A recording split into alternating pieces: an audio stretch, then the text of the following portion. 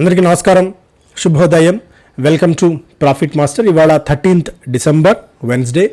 International మార్కెట్స్లో performance, అలాగే మన మార్కెట్స్ మీద ఇంపాక్ట్ చూద్దాం. ఏషియన్ మార్కెట్స్లో కాస్పీ, హాంకాంగ్, షంఘై అన్ని కొద్దిగా బలహీనంగా ట్రేడ్ అవుతున్నాయి. నికాయ్ ఒకటి కొద్దిగా పాజిటివ్గా యాజ్ ఆఫ్ నో కనిపిస్తుంది. మార్కెట్స్ ఫెడ్ డెసిషన్ కోసం అవైట్ చేస్తున్నాయి. సో ఫెడ్ ఎలాంటి నిర్ణయం తీసుకుంటుంది, యుఎస్ ఫెడ్ వడ్డీ రేట్ల యథాతథ స్థితిని కొనసాగిస్తుందా, ఏదైనా కొద్దిగా కోత విధిస్తుందా వడ్డీ రేట్లలో, అండ్ గోయింగ్ ఫార్వర్డ్ గైడెన్స్ ఎలా ఇవ్వబోతుంది అన్న దాని మీద మార్కెట్స్ కొద్దిగా వేచి చూస్తూ ఉన్నాయి. అందువల్ల మార్కెట్స్లో ఈ పరిస్థితి చూస్తున్నాము. వన్స్ డెసిషన్ వచ్చిన తర్వాత కొద్దిగా ఇంపాక్ట్ మార్కెట్స్ ఆ డెసిషన్ ఆధారంగా తీసుకోవచ్చు. Asian markets mixed as Japan tankan survey beats expectations. So first పేజ్లో ఇది. అండ్ యుఎస్ మార్కెట్స్లో మనకి లాస్ట్ ట్రేడింగ్ సెషన్ రోజున నాస్డాక్, డౌ జోన్స్, ఎస్ఎన్పి అన్నీ కూడా 0.5% పైగా లాభపడ్డాయి. ఆయిల్ చూస్తేనేమో బ్రెంట్ క్రూడ్ $73 దగ్గర ట్రేడ్ అవుతోంది. US crude oil falls nearly 4% as traders worry about inflation affecting demand. So below $70కి కూడా మనకి బ్రెంట్ క్రూడ్ వచ్చే అవకాశాలు యాజ్ ఆఫ్ నో అయితే కనిపిస్తున్నాయి. గోల్డ్ $2,000 బిలో ట్రేడ్ అవుతుంది. క్రిప్టో కరెన్సీలో కూడా మనకి ఒక ఫ్లాట్ ట్రెండ్ అయితే చూస్తున్నాం. సో అప్డేట్ అయితే ఇది ఇంటర్నేషనల్ మార్కెట్స్ నుంచి. ఎకనామిక్ టైమ్స్ ఫస్ట్ పేజ్లో చూసే ముందు మనకి స్టాక్స్ ఇన్ న్యూస్ కూడా ఒకసారి చూడాలి. కాబట్టి స్టాక్స్ పరంగా ఒకసారి మనం చూస్తే, so Axis bank private equity firm Bain Capital likely to sell minor stake worth of 3,700 crores in Axis Bank through a block deal. So block deal ద్వారా private equity firm Bain Capital Axis బ్యాంక్లో 3,700 కోట్ల రూపాయల వాటా విక్రయించాలని చెప్పి చూస్తోంది. మ్యాన్కైండ్లో PE company 3.6% వాటా విక్రయించాలని చెప్పి చూస్తుంది. 1832 రూపీస్ ప్రైస్ చొప్పున 2,640 crores ఆఫ్ డీల్. సో ఇక్కడ మనం గమనించాల్సిన అంశం ఏంటంటే, ఈ మధ్యకాలంలో రెగ్యులర్గా ప్రైవేట్ ఈక్విటీ ఫర్మ్స్, అంతర్జాతీయ కంపెనీలు తమ స్టేక్స్, తమ వాటాలు ఏవైతే దేశీయ కంపెనీలు ఉన్నాయో వాటిని అమ్మి ఈ పీక్ వాల్యుయేషన్ దగ్గర బాగా సొమ్ము చేసుకుంటా అన్న అంశాన్ని మీరు ఇక్కడ మైండ్లో బాగా పెట్టుకోవాలి.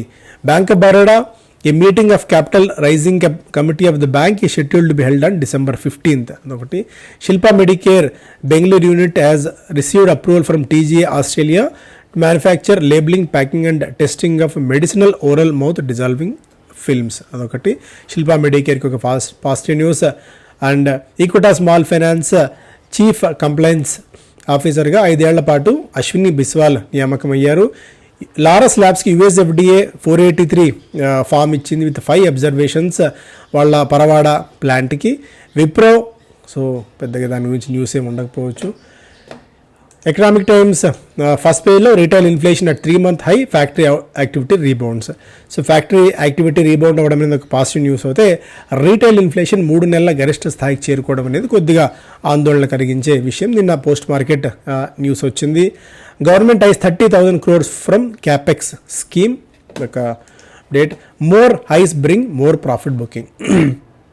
సో నిన్న కొద్దిగా ప్రాఫిట్ బుకింగ్ అయితే చూసాం, బికాజ్ యుఎస్ ఫెడ్ అనేది ఒక అట్రిబ్యూషన్ దానికి. సో ఏదో ఒక దానికి ఒక సాకు చూపించడం, ఒక కారణంగా చూపించి మనం మార్కెట్స్ దాన్ని అట్రిబ్యూట్ చేసుకోవడం తప్ప, మార్కెట్స్ బాగా పీక్లో ఉన్నాయి, మంచి ఓవర్బాట్ జోన్లో ఉన్నాయి. ఏదో పాయింట్ ఆఫ్ టైంలో ఒక న్యూస్ ఆధారంగా ప్రాఫిట్ బుకింగ్ రావాలి. అలా వచ్చిన ప్రాఫిట్ బుకింగ్ దాన్ని మనం ఫెడ్ మీద అయితే చెప్తున్నాము. బట్ చూడాలి. బట్ పీక్ లెవెల్స్ దగ్గర ప్రాఫిట్ బుకింగ్ అయితే ఇన్నోవేటబుల్. అది కొందరు ప్రాఫిట్ బుక్ చేసుకొని బయటపడడం చూస్తూ ఉంటారు. స్పందన స్ఫూర్తి 28,000 కోట్ల రూపాయల అసెట్స్ అండర్ మేనేజ్మెంట్ రాబోయే 3-4 ఏళ్లలో తీసుకెళ్లాలని చెప్పి దాన్ని లక్ష్యంగా నిర్దేశించుకుంది. సిఏజిఆర్ ఏడాదికి 23% చొప్పున వృద్ధి చెందాలి అన్నట్టుగా వీళ్ళ లక్ష్యంగా నిర్దేశించుకున్నారు. As of now average ticket size per borrower 36,000 రూపాయలుగా ఉంది.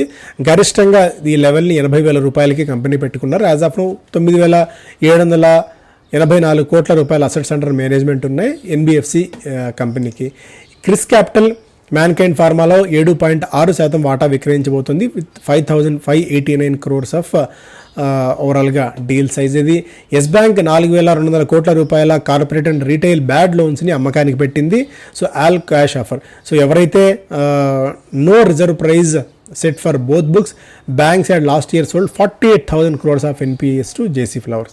సో ఇలా మొండి బకాయిలు, రావాల్సిన అప్పులు ఏమైనా ఉంటే వాటిని అమ్మేస్తారు. ఇప్పుడు 4,200 crores వాటి విలువ. దీన్ని 3,500కు 3,000 crores అట్లా అమ్మారనుకోండి, అంటే హెయిర్ కట్ తీసుకొని నష్టానికి వీళ్ళు అమ్మినప్పటికీ ఏఆర్సి అసెట్ రీకన్స్ట్రక్షన్ కంపెనీస్ ఇలాంటి బ్యాడ్ లోన్స్ని కొని వాటిని వాళ్ళు రికవర్ చేసుకునే ప్రయత్నం చేస్తారు. దానివల్ల ఆ కంపెనీస్ బెనిఫిట్ అవుతుంది. సో వీళ్ళకి ఇమ్మీడియట్గా బ్యాంక్స్ లోన్స్, ఆ బ్యాంక్ బుక్లో నుంచి ఆ లోన్స్ క్లియర్ అయ్యి కంపెనీకి క్యాష్ వస్తుంది కాబట్టి సో ఇలా బ్యాంకులు కానీ ఇతర ఫైనాన్షియల్ సంస్థలు అసెట్ రీకన్స్ట్రక్షన్ కంపెనీస్ ఏఆర్సీస్కి తమ లోన్స్ అమ్ముతూ ఉంటాయి. ఇలా బ్యాడ్ లోన్స్ ఎస్ బ్యాంక్ కూడా అమ్ముతుంది. సో ఈ మేరకు డబ్బులు వస్తే కంపెనీకి ఒక పాజిటివ్ న్యూస్ అవుతుంది. ఇందాలకి 800 కోట్ల రూపాయలతో ఒక బ్యాటరీ గ్రేడ్ అల్యూమినియం ప్లాంట్ని ఏర్పాటు చేయాలి ఒడిశాలో అని చెప్పి భావిస్తోంది. సో ఒక మేజర్ న్యూస్ ఇది. థర్మాక్స్ 500 కోట్ల రూపాయల ఆర్డర్ వచ్చింది 5 బయో సిఎన్జి ప్లాంట్స్ నిర్మించడానికి. స్పైస్ జెట్ నిన్న ఈవినింగ్ కూడా మాట్లాడుకున్నాం, ఒక 64 సంస్థలు ఇన్వెస్ట్ చేయబోతున్నాయి. 2,254 కోట్ల రూపాయల మేర నిధులు సమీకరించి సో కంపెనీ బయటపడే ప్రయత్నం అయితే చేస్తుంది. Pyramid scheme launches claim to highest in 5 years. So జనాల దగ్గర డబ్బులు ఉన్నాయి. ఎంఎల్ఎం స్కీమ్స్ విపరీతంగా మళ్ళీ 2023లో వచ్చాయి. మల్టీ లెవెల్ మార్కెటింగ్ స్కీమ్స్ జనాలను ముంచేయడానికి వస్తున్న కంపెనీస్ ఇవన్నీ. సో డబ్బులు, ఎకానమీ బాగుంది, మంచి బూమింగ్ ఉంది, సో అన్నీ పాజిటివ్గా కనిపిస్తున్నాయి. సో ఈ టైంలో మనల్ని దోచుకోవడానికి కంపెనీస్ అన్నీ వేలం వెర్రిగా సిద్ధంగా ఉంటాయి. మనం కూడా గొర్రెల్లాగా మోసపోకుండా, సో వాళ్ళ రూపాయి ఎవరు ఫ్రీగా ఇవ్వరు మనకి. దాన్ని మనం దృష్టిలో పెట్టుకొని ఫ్రీగా ఆర్ ఈజీగా డబ్బులు ఏదైనా వస్తున్నాయంటే దానికి దూరంగా ఉండాలి. ఇలాంటి ఎంఎల్ఎం స్కీమ్స్కి మరింత దూరంగా ఉండాలి. డామ్స్ ఐపీఓకి వస్తున్న సంగతి మనకు తెలుసు. స్ట్రాంగ్ గ్రోత్ పాత్ మీద ఉంది. బట్ వాల్యుయేషన్స్ పాయింట్ ఆఫ్ వ్యూలో ఇప్పటికే ఉన్న లింక్ కానీ కోకియో, క్యామ్లిన్, ఫ్లేర్ ట్రేడ్ వీటితో ఇవి 28 నుంచి 33 పీఈతో ట్రేడ్ అవుతుంటే ఇది 32.4 పీఈతో మల్టిపుల్స్తో మార్కెట్స్లోకి వస్తుంది. వాల్యుయేషన్స్ పాయింట్ ఆఫ్ వ్యూలో అంత చీప్ వాల్యుయేషన్స్ ఏం రావట్లేదు. దాదాపు 5,000 కోట్ల రూపాయల కంపెనీ అవుతుంది లిస్ట్ అయిన తర్వాత. సో చాలా పెద్ద కంపెనీ. ఇక్కడ ఏదైనా మనకి లిస్టింగ్ గెయిన్స్ ఏదైనా వస్తే కొద్దిగా దాని నుంచి ఆరాటపడటం తప్ప వాల్యుయేషన్స్ పాయింట్ ఆఫ్ వ్యూలో ఈ పర్ఫెక్ట్ వాల్యుయేషన్స్ అయితే ఉన్నాయి. కాకపోతే గ్రోత్, డీసెంట్ గ్రోత్ ఉంది కాబట్టి డామ్స్కి ఇంత పీఈ కమాండ్ చేస్తున్నారు. రీటైల్కి 10% మాత్రమే పోర్షన్ అలొకేట్ చేశారు. So first world class air craft maintenance engineering courses అని చెప్పి ఎకనామిక్ టైమ్స్లో ఇంట్రెస్ట్గా కనిపిస్తుంది చూసా. జిఎంఆర్ ప్రమోషన్ కాదు ఇది. జిఎంఆర్లో ఎవరో నాకు తెలియని కూడా తెలియదు. కాకపోతే ఏంటంటే ఫస్ట్ ఆఫ్ ఇట్స్ కైండ్ ఇది హైదరాబాద్లో ఇంజనీరింగ్ పిల్లలకి, అంటే 10+2 అయిపోయిన వాళ్ళకి ఎంఆర్ఓలో మెయింటెనెన్స్, రిపేర్, ఓవరాలింగ్లో చాలా ఫ్యూచర్ ఉన్న ఇండస్ట్రీ ఇది. సో మీ పిల్లలకి ఎవరికైనా ఆసక్తిగా ఉంటే ఎయిర్ క్రాఫ్ట్ మెయింటెనెన్స్లో కానీ ఇంజనీరింగ్లో కానీ సో ఇక్కడ హైదరాబాద్లో జిఎంఆర్ వాళ్ళు ఏర్పాటు చేస్తున్నారు. GMR school of aviation. ఆసక్తి ఉన్న వాళ్ళు ఈ డీటెయిల్స్ కానీ నెంబర్స్ కానీ మీరు ఏదన్నా ఆసక్తి ఉంటే పెట్టుకోండి. బిజినెస్ స్టాండర్డ్ ఫస్ట్ పేలో industrial growth backs GDP outlook. So first పేలో ఇది మేజర్ అంశాలు. బిట్కాయిన్ 2023లో మిగిలిన అసెట్ క్లాస్ అన్నింటినీ పక్కన పడేసి 153% లాభాలతో అందరినీ ఆశ్చర్యపరిచింది. Bitcoin 153%, S&P BSE small cap 42%, mid cap 40% return ఇవ్వగా నాస్డాక్ 38%, నిఫ్టీ 15%, సెన్సెక్స్ 14% మేర రిటర్న్స్ ఇచ్చింది. గోల్డ్ 9% లాభాలతో ఓవరాల్గా ఇయర్లో పరిమితమైంది. హిందాల్కో ఇంతకుముందు మాట్లాడుకున్నట్టు ఈవీ ఎకో సిస్టమ్కి సపోర్ట్ చేయడానికి 800 కోట్ల రూపాయలతో బ్యాటరీ ఫాయిల్ యూనిట్ని వాళ్ళు ఏర్పాటు చేయబోతున్నారు. పీవీఎస్ క్రూజ్ ఏ రికార్డ్. స్మాల్ కార్ సేల్స్ 21% మేర తగ్గాయి నవంబర్ నెలలో. అండ్ థర్మాక్స్ 2% దాకా పెరిగింది నిన్న. మిశ్రధాతు నిగమ్ లిమిటెడ్ మిధాని 357 కోట్ల రూపాయల ఆర్డర్స్ గెలుచుకున్నందుకు 4.2% లాభపడింది. బిఎల్ఎస్ ఇంటర్నేషనల్ 7% లాభపడింది. నిన్న పిఏ ఇండస్ట్రీస్ ఒక 10% మేర నష్టపోయింది. దీనికి కారణం ఏంటంటే చైనా నుంచి వీళ్ళకి ఏదైతే ఆర్డర్స్ ఇచ్చిందో, అంటే చైనా నుంచి వీళ్ళకి ఏదైతే వాళ్ళ బై ప్రోడక్ట్ ఒక ప్రోడక్ట్ రా మెటీరియల్ అందుతుందో ఆ కంపెనీ రెయిన్బో అగ్రో అనేది ఒక మేజర్ ఈ పైరోక్సా సల్ఫోన్ అన్న కెమికల్ని, ఈ హెర్బిసైడ్ని వీళ్ళు లాంచ్ చేయబోతున్నారు. అంటే వీళ్ళకి అప్రూవల్ వచ్చింది. 2,000 టన్నుల ప్రాజెక్ట్ అప్రూవల్ వచ్చింది. దీంతో పిఏ ఇండస్ట్రీస్కి ఒక మేజర్ షాక్ లాంటిది. ఎందుకంటే మేజర్గా వాళ్ళకి ఇక్కడి నుంచే బిజినెస్ వస్తుంది. ఈ కెమికల్ ద్వారానే, ఈ కెమికల్ ఎక్స్పోర్ట్ చేయడం ద్వారానే వీళ్ళ మంచి రెవెన్యూ పిఏ ఇండస్ట్రీస్కి వస్తుంది. ఇప్పుడు చైనాలో ఒక అతిపెద్ద కాంపిటీటర్ వీళ్ళకి తగిలారు.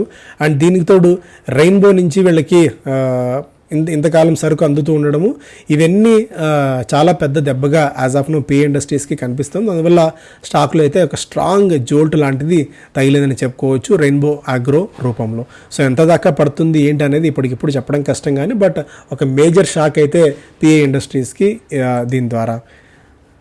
సో మీవి మేజర్ అంశాలు. Thank you so much. Have a great day.